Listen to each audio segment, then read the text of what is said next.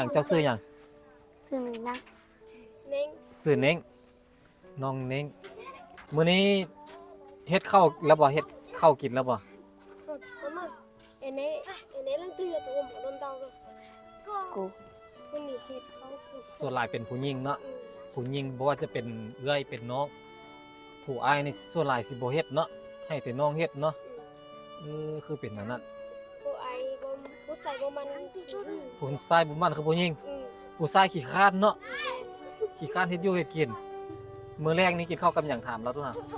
ตัวนี้น่ะจะเสีย หมอนจัวเต่า มันทั่วคือกัน มักทั่วเก็บมาแต่บ้านเพิ่นบ่มาแต่ให้กันบ่แม่เจ้าเพิ่นอยู่ไทยเพิ่นบ่แม่เจ้าฮะ ก็นี่อ่ะแม่ เราไปเอาผัวอยู่ไทย แม่เราก็ติดต่อหาเราอยู่บ่ถามเราดูฮะ ติดต่อมีได้ว่าเรามีโทรศัพท์ได้ว่าต้องอะไรก็ถึงแฟน ลาย ได้เฟซในเฟซ เจ้าเราให้บ่ แม่น เราคือให้ถามเราเป็นหยังเราคือให้ถามเราดูฮะ อยากก็ว่า เราคือให้ เอ้ยเราให้เราให้น้ำมันเราเป็นหยังเราคือให้ถามเราดู อยากก็ว่า บ่ต้องให้แม่เบิ่งหน้าอ้ายนี่บ่ต้องให้สิเป็นหยังบ่เป็นหยังดอก เอานั้นใส่เราจะนั่ง เราน่าจะแบบว่าซึ้งเนาะคำถามมันถึกใจเราเนาะคำถามของอ้ายมันแทงใจเรานะเราก็เลยแบบอันนั้นน่ะอันแม่เจ้าป้าเจ้าไปทันจักปีแต่น้อยพุ่นบ่ถามเราเนาะ แม่เราคั่วปีนึงแล้วพี่ ได้ปีนึงอันหลังจากที่อันพ่อเราเข้าคุกแล้วแม่เราละไปบ่ บอก ป้ากันก่อนแล้วพ่อเราจังเข้าคุก เพราะเราไปได้4 เดือน ไปเข้าคุกได้4 เดือนแล้วแม่เราละหนีป้าเลย อืม เปลี่ยวผัวใหม่เลย ตอนแม่หนีเจ้าไปหันแม่ก็ได้บอกอยู่บ่ถามเราด้วยได้บอกเราอยู่บ่แสดงว่าแม่เราป้าเราไปในทีมเราไปนี่บ่ได้บอกเราจะคำเลยบ่ได้บอกเลยว่าแม่ไปก่อนเด้อแม่ไปบ่นั้นบ่นี้บ่ได้บอกเลยเนาะบ่มีคำล่ำลาบ่มีคำบอกเลย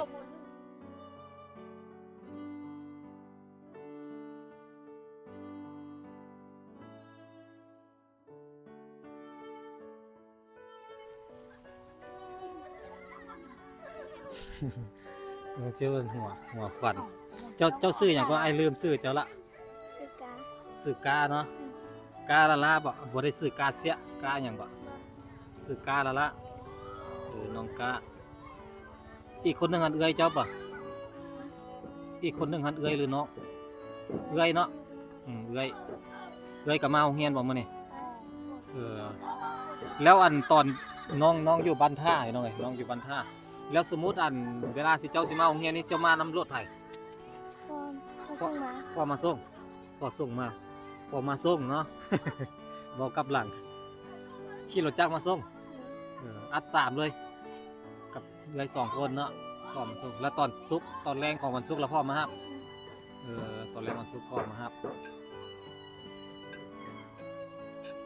แต่ละมื้อพ่อก็ให้เงินมาพ่อแม่ให้เงินมาอยู่บ่มาอยู่โรงเรียนแบบนี้นี่บ่ได้ให้เงินบางเทื่อให้บางเทื่อบ่ให้แม่นบ่บางมื้อก็ได้บางมื้อก็บ่ได้เนาะแต่ละเทื่อก็เจ้าให้หลายปานใดก็เจ้าให้แต่ละเทื่อน่ะหลายสุดหลายจักพันประมาณจักพัน 10,000ที่ 10,000 กีบโอ้โห 10,000 กีบอันพ่อแม่ให้เงิน 10,000 กีบมาเข้าโรงเรียน 10,000 กีบน่ะใส่มือเดียวก็หมดแล้วก็เป็นอ้ายน่ะบ่พอซ้ำแต่สิเจ้าก็ประหยัดเนาะแล้วอันให้คนหนึ่ง10,000แม่นบ่ให้เอ้ย10,000ให้เจ้า10,000บ่แม่นบ่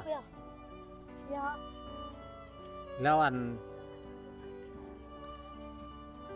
บัดนี้สิเจ้ากินข้าวกินน้ำเด้เอาแนวอยู่แนวกินเด้เอามาแต่ใส่เอามาแต่บ้านพุ่นบ่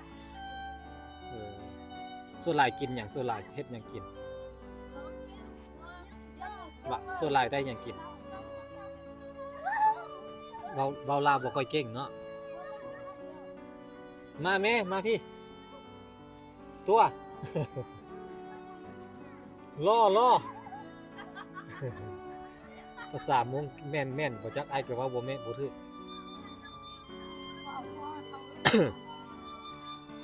อันส่วนหลายนี่เวลามาพี่นี่ มาซื้อกินบ่หรือว่าเอาแนวกินมาแต่บ้านเอามากินเนาะเป็นพวกปลาแห้งพวกอันนี้แหละเนาะแล้วก็พักเนาะซื้อพักซื้อหยังมาแกงกินเนาะเออ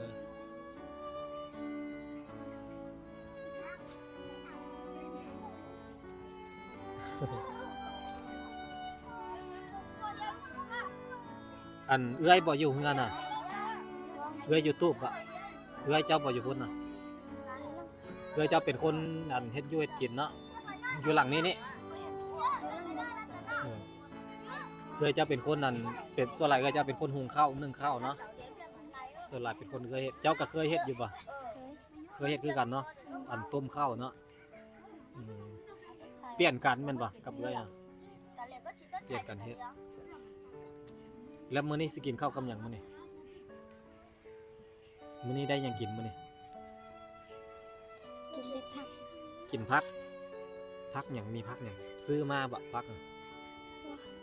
อายุบัน เอาอยู่บ้านมาเออยังหลายอยู่บ่พัก มันยังได้หรอก บ่หลายแล้วสิกินประมาณจักมื้อจังสิหมดพักอ่ะกินมื้อนี้มื้ออื่นกินมื้อนี้มื้ออื่นแล้วก็หมดแล้วมื้อต่อไปสิกินหยังบัดนี้หาหยังกินบัดนี้มื้อต่อไปแล้วมีเงินอยู่บ่ซะตอนนี้อ่ะบ่มีพ่อบ่ได้เอาให้เนาะไอ้ก็บ่เคยเห็นเฮือนเจ้าอันเฮือนเจ้าหั่นก็ฐานะเฮือนเจ้าก็เป็นแบบใดก็มีอยู่บ่หรือว่าบ่มีเนาะเป็นครอบครัวอันปานกลางเนาะ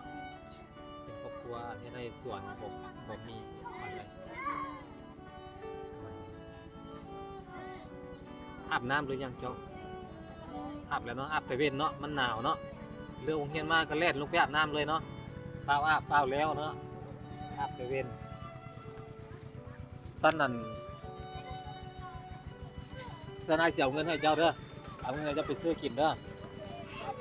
ไอ้สิแบ่งเงินให้เจ้าเด้อเนี่ยให้เจ้า20,000เด้อนี่ฮะเอาขอบใจนะนี่ขอบใจแบบนี้ไอ้เสียให้เอาไปซื้อกินไปซื้อไข่ซื้อมาม่าซื้ออย่างกินเด้อปั่นเรื่อยกินเด้อน้องกาน้องพี่น้องเนาะอายุจักปีแล้วน้องกา12เฮียนห้องม2 12เฮียนห้องม2ก็แสดงว่าเฮียนเก่งนี่12 ปีอยู่ม2นี่อยู่ในมาตรฐานละถือว่าโอเคอยู่เฮียนได้อยู่เนาะโอเคเอาสู้ๆเด้อตั้งใจเฮียนเด้อกระเทือนได้เฮียนละกระเทือนได้มาไก่บ้านไก่เฮือนละเวลาเวลาเฮียนก็ตั้งมุกตั้งใจอดเอาเพื่อความรู้ของเฮาอนาคตเฮาบ่ได้เป็นหยังก็ยากขอแต่ว่าเฮาอ่านออกเขียนเป็นขอแต่ว่าเฮาเก่งเฮาฉลาดเพราะว่าการเรียนหนังสือมันช่วยให้เฮาใช้ชีวิตง่ายขึ้นเด้อสู้ๆไปสัมภาษณ์น้องคนนั้นต่อนี่เห็นน้องเสื้อสีชมพูอยู่พุ่นไปสัมภาษณ์น้องเสื้อสีชมพูต่อกันมาเด้อสาวน้อยสบายดีเนาะสาวน้อยมื้อนี้ได้หยังปั่นน้องกินมื้อนี่ฮะมื้อนี้เฮ็ดหยังปั่นน้องปั่นหลานกินมื้อนี่ มักทั่ว ได้มักทั่วเอาเน็บใส่คอเสื้อเจ้าได้บ่เน็บใส่คอเสื้อเจ้าหั่นมันจังได้ยินอันมักทั่วเฮ็ดหยังกินมักทั่วต้มเอา ต้มเอา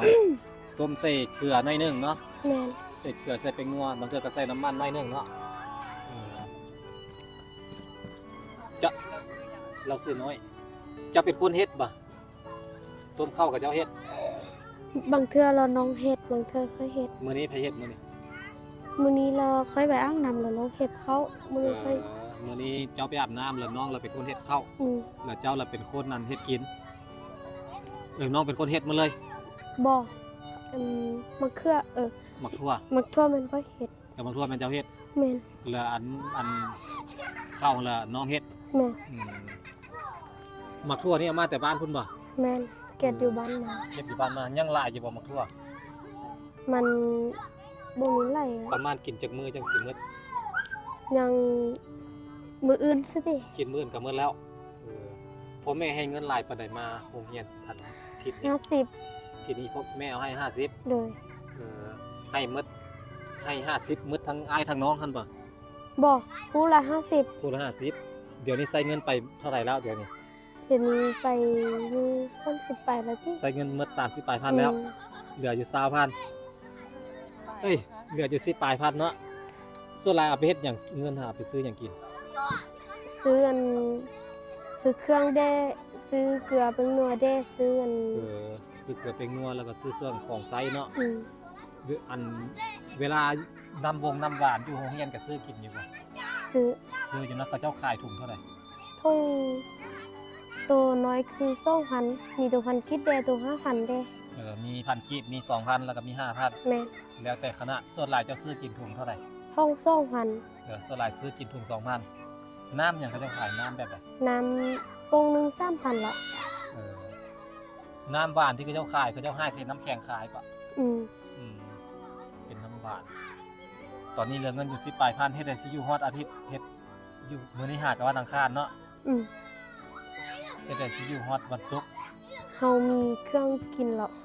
มีเครื่องกินเฮากับบ่ได้บ่ได้ใช้เงินหลายปานใดเนาะเพราะว่าเฮามีของอยู่ของกินเนาะนอกจากมะทั่วแล้วมีหยังอย่างอื่นอีกบ่ ยังมักอื้อแด้ ยังมักมักนี่ส่วนหลายเขาเจ้าต้มแม่นบ่ อืม ต้มใส่น้ำแล้วเอามากินกับข้าวเลย อืม โอ้โหบ่เพิ่นเคยชิมแล้วเคยกินแล้วเด้เขาเจ้ากินง่ายขนาดเลยบ่ได้มีรสชาติหยังเลยเนาะน้ำตาลก็บ่มีเนาะ อืม เขาเจ้าต้มแบบธรรมดาเลยเนาะกินมักตักกินมักแล้วก็สดน้ำก็จางๆนี่เนาะถ้าคนอื่นคือสิกินบ่ได้แต่ว่าน้องๆนี่กินได้กินเพื่ออยู่เขาเจ้าเก่งนะเขาเจ้าเก่ง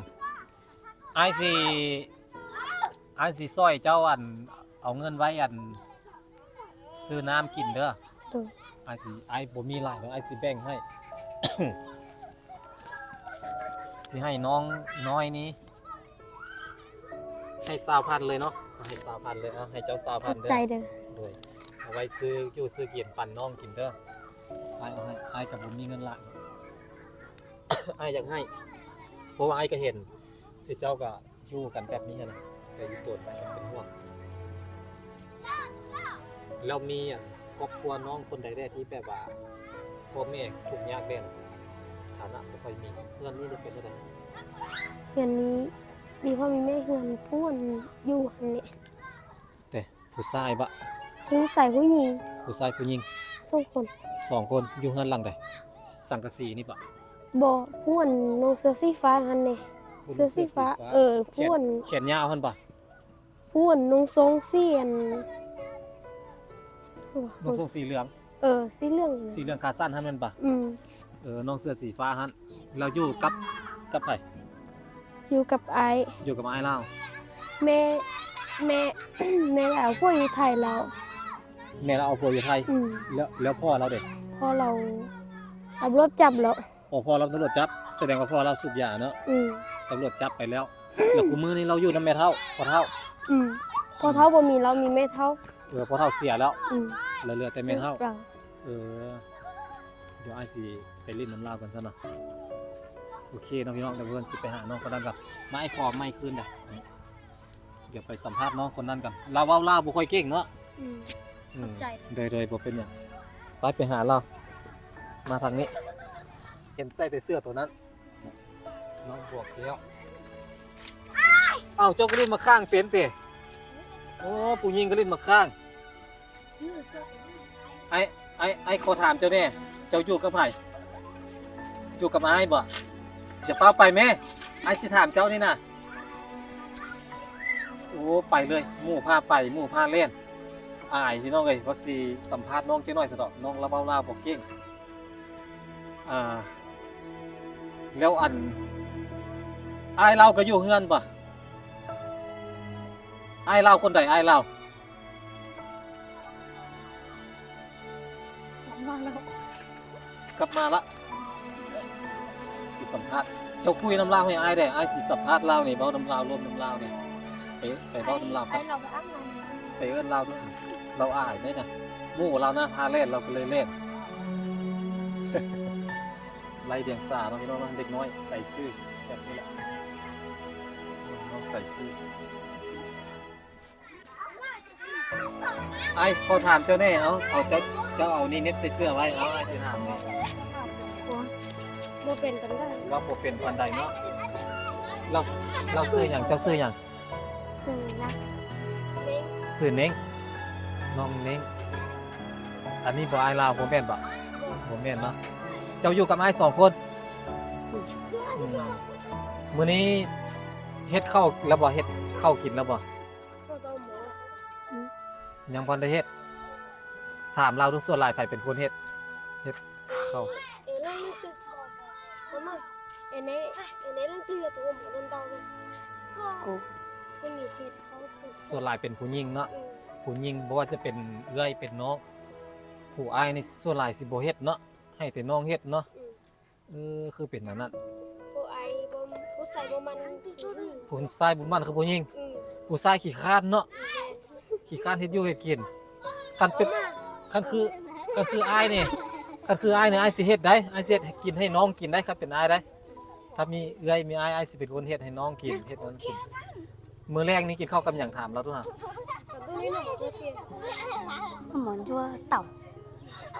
มันทั่วคือกัน มักทั่วเก็บมาแต่บ้านเพิ่นบ่มาแต่ให้กันบ่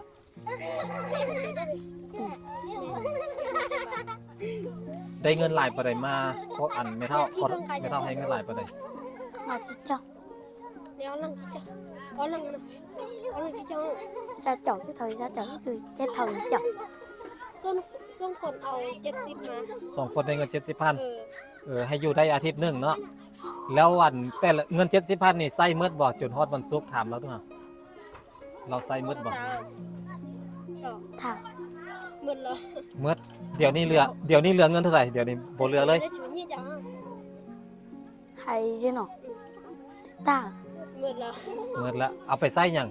คือหมดไวแท้ cũng nó thế ซื้อเครื่อง ซื้อเครื่องกินแม่เจ้าเฮาอยู่ไทยพุ่นบ่แม่เจ้าฮะ ก็นี่อ่ะแม่ รับไปเอาผัวอยู่ไทยเอาผัวคนไทยเอาคนมงหรือคนหยัง คนหมอ คนมงไทยเนาะอยู่จังหวัดน่านนี่บ่ อยู่ อยู่แถวใด ไอ้บ้าน แต่ เราเอาผัวคนไทยได้ลูกหรือไม่ได้ลูกคนใหม่แล้วป่ะบ่มีแม่เราก็ติดต่อหาเราอยู่ป่ะถามเราด้วย ติดต่อได้ว่าเรามีโทรศัพท์ได้ว่าของอะไรก็ถึงตัวแฟน lại ได้เฟซได้เฟซ เจ้าเราให้ป่ะ แมน เราคือให้ถามเราเป็นอย่างเราคือให้ถามเราด้วยฮะ อยากก็ว่า เราคือให้เราให้เราให้น้ำมันเราเป็นอย่างเราคือให้ถามเราด้วย อยากก็ว่า บ่ต้องให้แม่เบิ่งหน้าอ้ายนี่บ่ต้องให้สิเป็นอย่างบ่เป็นอย่างดอก เอานั้นใช่เราจะเราน่าจะแบบว่าซึ้งเนาะคำถามมันถึกใจเราเนาะคำ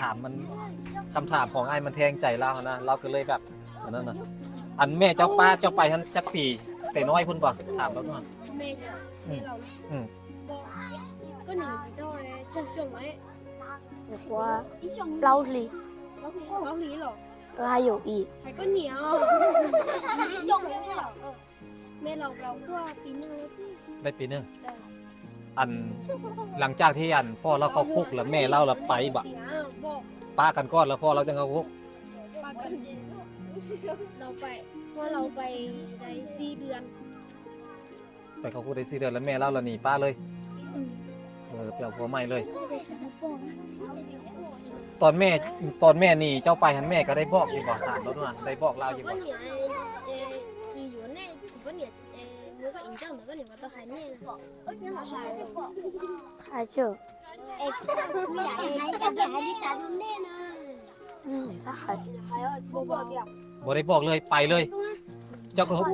บัดนี้อันเล่าเราก็ฮู้บอกว่าแม่เราหนีป้าเรา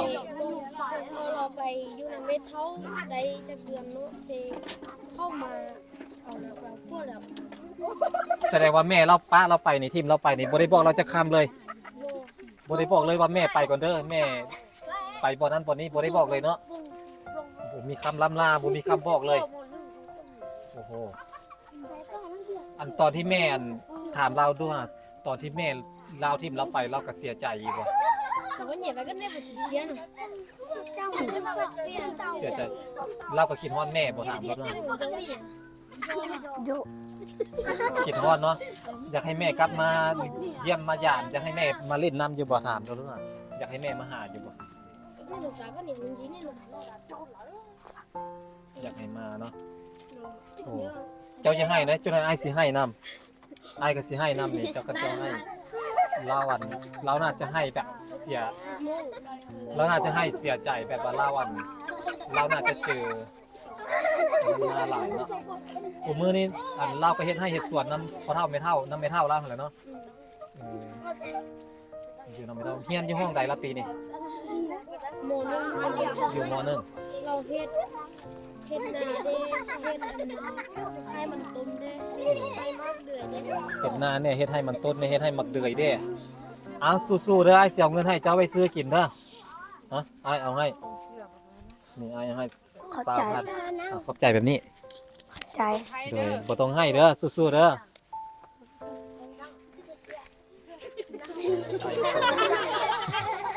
ไปสนเนาะบัดนี้แห้งหลายบัดนี้จากที่อายกล้องบัดนี้แห้งมาหาหลายบัดนี้ฮะ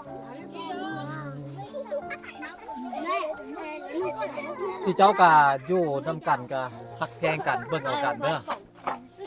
เบิ่งเอากันเป็นห่วงกันเราซื้อหยังก็เจ้าซื้อหยังสบายดีสบายดี สบายดี สบายดีน้องซื้อหยัง ซื้อน้ำจื้อ น้องจื้อเมาจื้อป่ะ จื้อ จื้อละล่ะเนาะบ่แม่นเมาจื้อเนาะซื้อน้องจื้ออายุจักปีแล้วน้องจื้อ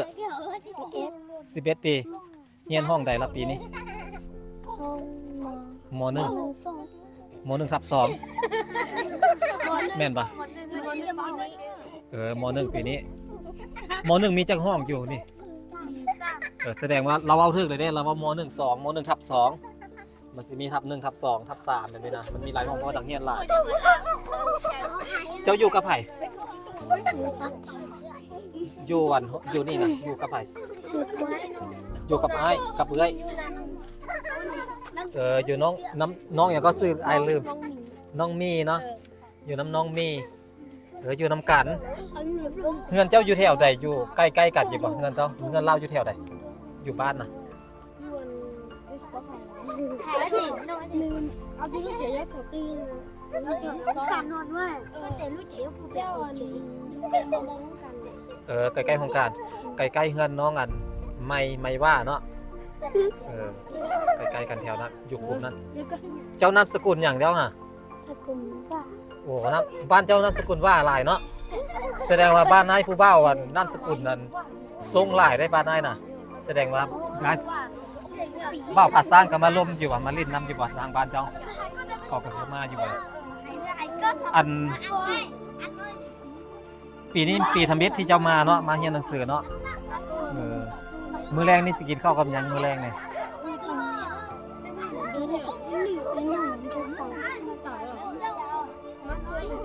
โอ้มีแต่หมักทั่วช่วงนี้หมักทั่วหลายเนาะช่วงนี้กินแต่หมักทั่วเนาะหมักทั่วนี่เฮ็ดอะไรกินต้มกินแกงกินต้มใส่เกลือแบบเจ้าเฮ็ดเนาะต้มใส่เกลือแล้วอันเจ้าหันสิไปบ่ไปเฮ็ดกินบ่เฮ็ดแล้วล่ะบ่ยันว่าเจ้ามีเวียกกับไปเฮ็ดเวียกมีเงินหลายปานใดแม่เท่าเอาเงินให้มามี30ใส่ไปเบิดใส่หลายแล้วใส่หมดแล้วบ่ตอนนี้เหลือเท่าไหร่ตอนนี้เงินบ่เหลือแล้วอันแต่งหน้าแต่งตาแล้วได้เป็นสาวแล้วอันแต่งหน้าแต่งตาปากแดงแล้วลองเปิดแฟลชดูฮะอันเดี๋ยวไอ้สิเอาเงินให้ไว้ซื้อน้ำกินเด้อไว้ซื้อน้ำซื้ออันกินปั่นกันกินเด้อไอ้สิเอาให้อาจจะบ่หลายดอกแต่ว่าไอ้ก็เอาให้อีตนช่วยเหลือเจ้าอย่าให้ได้อย่าให้เด้อสิให้แล้วน้ำตา6หน่วยละเจ้าได้ไอ้ให้น้ำบ่ต้องให้ขอเงินเด้ตากล้องจกมาเลยเอาเงินให้น้องนะให้กำลังใจน้องให้กำลังใจน้องอันสู้เนาะไอ้กับผมเป็นคนรวยไอ้กับบ่ได้รวยไอ้กับบ่ได้มีเงินหลายดอกแต่ว่าไอ้สิเอาให้เด้อ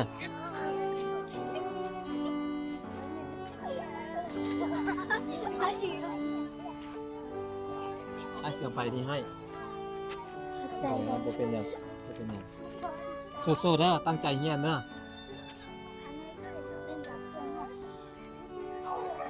น้องอย่าก็ลืมละเราซื้อหยังก็จื้อเนาะน้องจื้อคนงามนี่จื้อซื้อยากเนาะ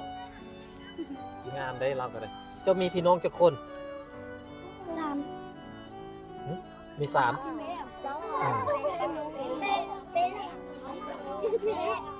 มีอ้ายจักคนมีอ้ายมีเอ้ยมีน้องป่ะมีแต่มีน้อง2 คน 3 คนรวมกับเจ้าก็เป็น4แล้วเนาะแม่นป่ะมีน้อง3 คนผู้หญิงหรือผู้ชายน้องเจ้าฮะผู้หญิงจักคนผู้ชายจักคน ใส่สองคนไม่ใช่นี้ มีน้องชาย2 คน ผู้หญิงสองคน เ ไม่ยอม ชาย2หญิง เพราะว่า 2คุมื้อนี้เจ้าอยู่น้ำไผ่เราอยู่น้ำไผ่คุมื้อนี่เราอยู่น้ำไผ่ ไปยกเราอยู่เพื่อนนะ อยู่น้ำแม่เฒ่าพ่อเฒ่าบ่ ไม่เท่า แล้วแม่เราเด้ ให้เราไปเรียกคือเขาหรือเรียกใครเรียกเรา ไปเฮ็ดเวียกเนาะไปเฮ็ดเวียกอยู่ใส่ คนบาง หึ อยู่คนบาง อยู่โรงพยาบาลไปเฮ็ดเวียกอยู่โรงพยาบาลก็ได้ติดต่อกับแม่อยู่เนาะได้คุยกับเราอยู่เนาะเวลาเราโทรมาทางอันโทรศัพท์ของไผ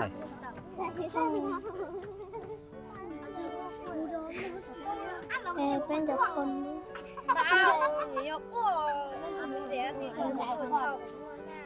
không ai ของเราสิโทรมาหาอ้ายแล้วก็คุยนํเจ้าเพราะว่าเจ้าบ่มีระวังล้มเด้อ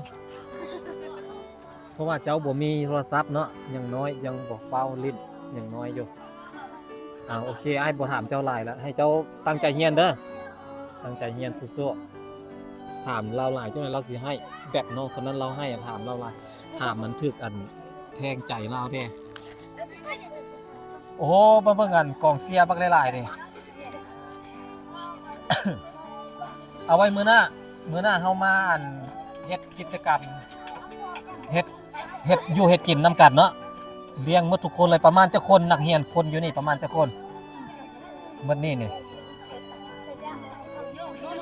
รถเลยบ่เฮ็ดหลายคนแล้วเนาะเลยนะพอมาสิแล้วนะ